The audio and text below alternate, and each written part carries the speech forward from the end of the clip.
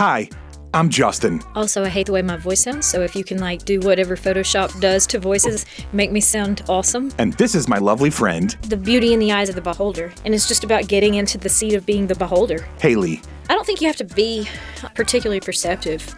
I just think you have to look up. This podcast is mostly just her telling me stories. If you expose yourself to the possibility that this might be really awkward, there can be something just really cool on the other side of it. She thinks that her life and way of looking at things are Oh, I was kind of waiting on you. I thought you were getting your stuff ready. You're waiting on me? pretty normal. You got to edit out all the misinformation about the Amish. Maybe you can relate. I would like a chance to re-sing the Amish Paradise. If you want lighthearted stories All right, you want to talk about goats? and stream of consciousness, I just woke up and needed some friends, and so I bought them. then you're going to like the Sunny Side Up podcast. Sunny side up, sunny side up, sunny side up, sunny side up. So, if you're at all like me, you may feel that you're living in a world that can be a bit overwhelming and confusing at times. I'm also a huge fan of podcasts, documentaries, docudramas, stories, and of just information in general. Between all of that and the social media and news, sometimes our brains can feel like they're on overload. Hayley and I hope that this podcast can be something of an antidote to all of that. Like little jello shots of joy and distraction. None of it is too serious or really too informative. Mostly it's just two friends who have conversational chemistry talking about whatever enters the minds of relatively ADHD people. We hope you enjoy. I think that's the nexus.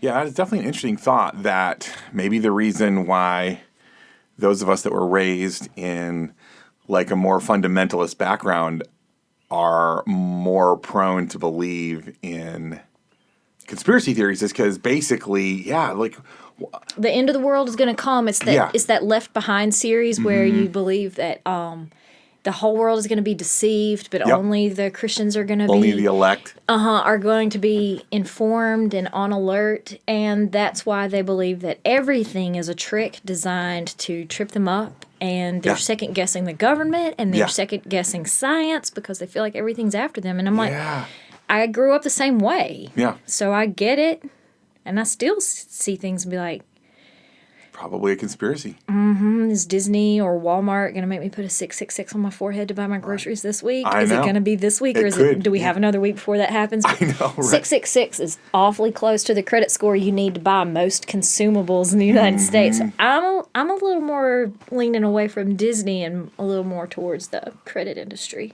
That's how it comes in, which would make sense because, right, the mark of the beast is all about controlling, being able to buy and survive, stuff. And it's if you don't want, debt is bondage, okay? Yeah.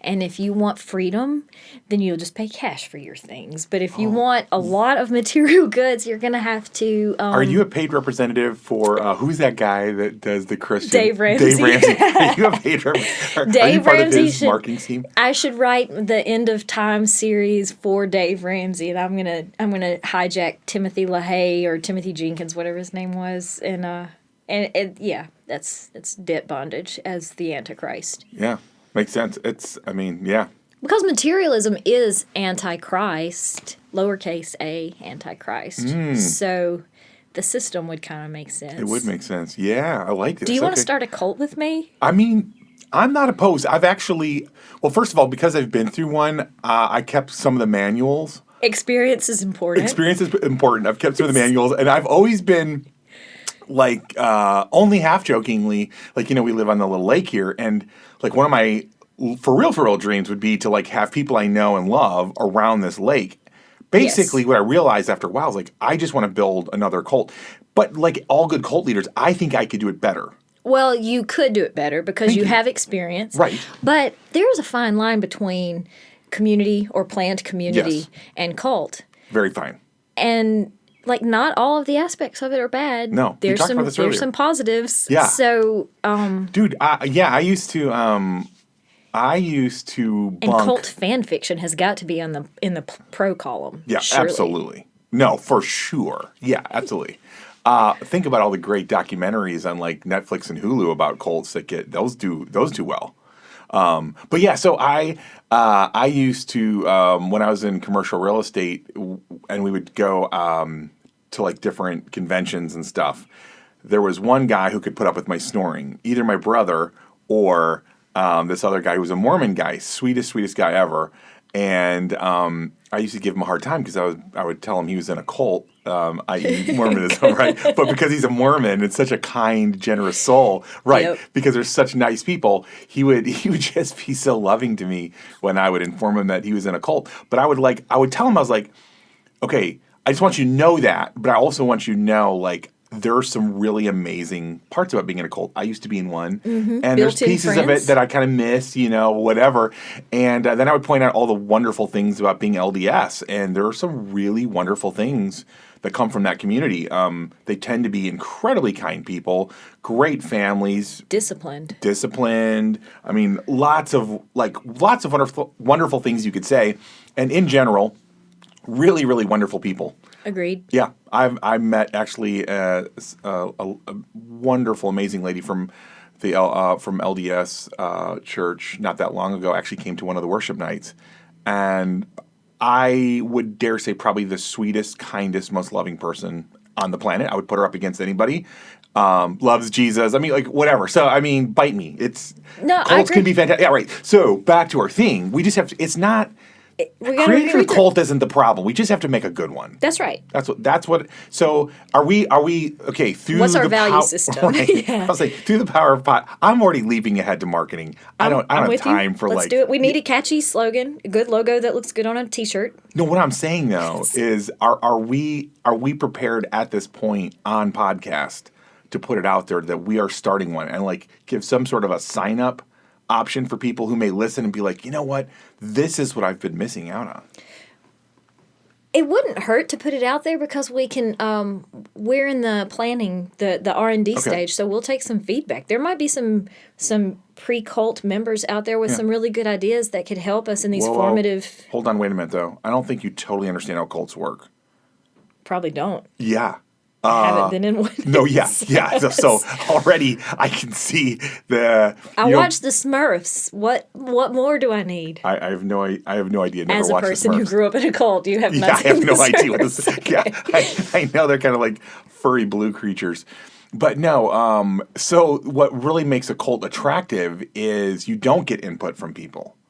Wait, what about the cult leadership? Is there not like a board? Does it have to only be one? Yes. It has to be that's part of a good cult is it needs to come from like one dynamic sort of charismatic-y type figure. And it can't be a board of charismatic-y figures? No, now you're not a cult anymore. Now you could be a sect.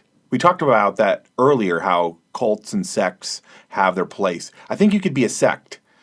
But I think if we're going to do it, like, let's not wuss out. Like, let's shove the gas all the way down, push the lever forward. What we do is we come up with a charter that says, if you want to be a part of us, this is what we're about. And then you just have to find people whose value system aligns with that, or this is what they're craving. Or weak-minded people who are just willing to swallow the pills that you give them. Okay, but here's one of the, I'm glad you bring this up, because those of us that come from cults will tell you the misnomer, the misunderstanding about cult members is that they're weak-minded and easily influenceable. There are those. But I will tell you, the core is not. The core are really strong. Like, it's a fascinating conundrum.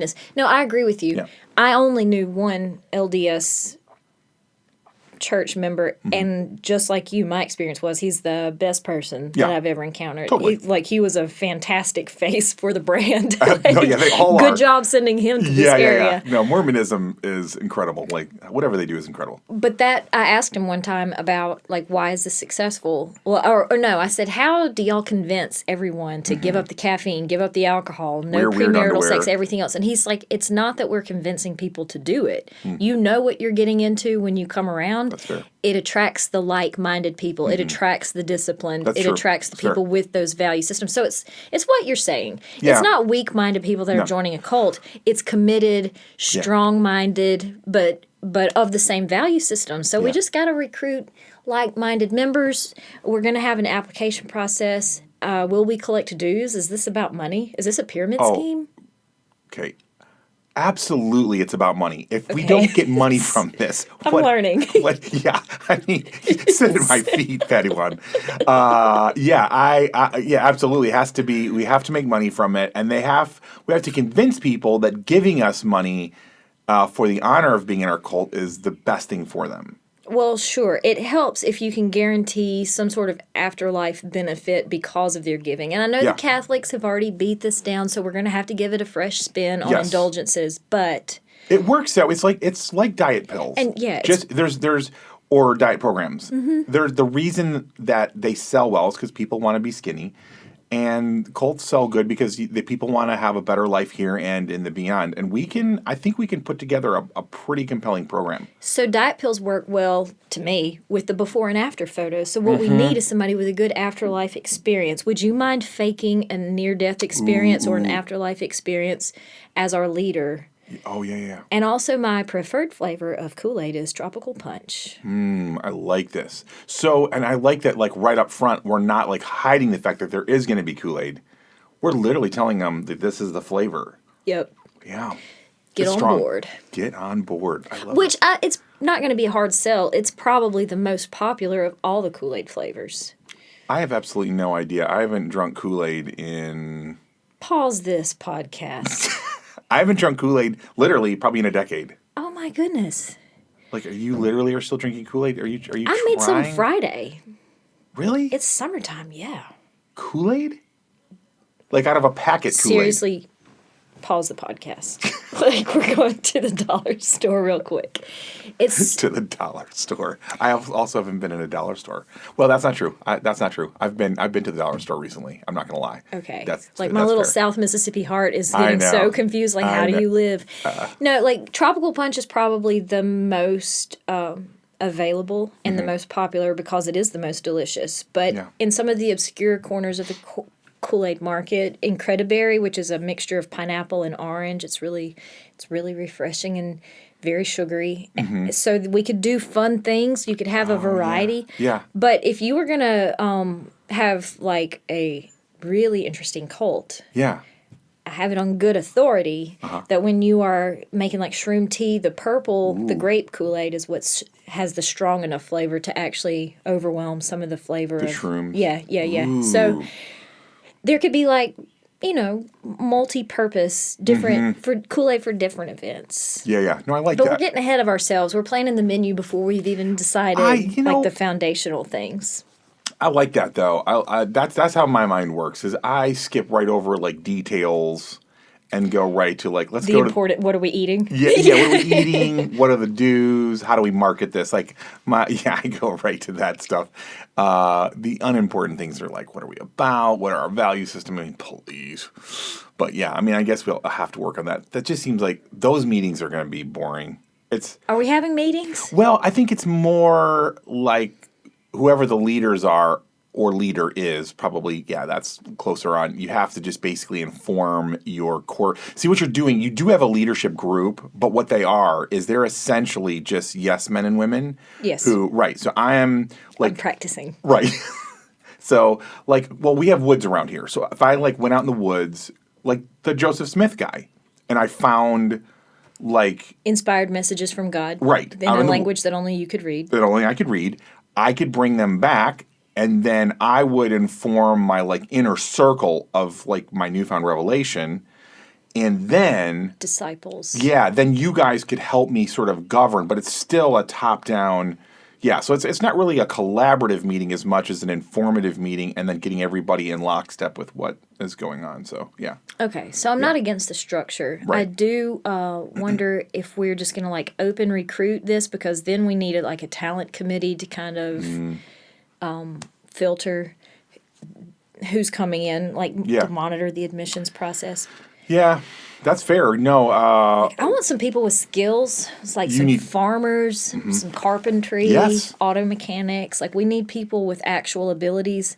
A good heating and air conditioning guy, woman. I have a brother. Of course, I don't know. See, the problem is it's hard to get people that have been in a cult once are typically less likely to resubscribe. Yeah, to re-up, which is a because bummer. that loyalty is still in their heart. No, it's because they claim they had a bad experience. It's please. just because you were in the wrong That's right. cult. Don't write them all off. Yeah, don't. Had the wrong Kool-Aid the first time. That's right. But I do feel like as your brother, he might feel a little entitled to the leadership role, so perhaps you shouldn't solicit just family. That's fair. Yeah, no. You have a big family, I have a big family. We both know the pitfalls of, like, your mom's going to have a favorite kid. Mm-hmm. It's better just to speak this stuff out loud and let it be known than everybody just walk around pretending like there's an egalitarian system going on, because there's not. There's not, yeah. And if this is your cult, just claim it. That's fair. I can tell I'm probably not ready yet for that kind of responsibility, because the thought of being the leader of a bunch of people is a little scary to me. So maybe I'm just not prepared yet. Yeah, timing is everything. Mm-hmm. Yeah. You'll feel it. Yeah. It'll get there.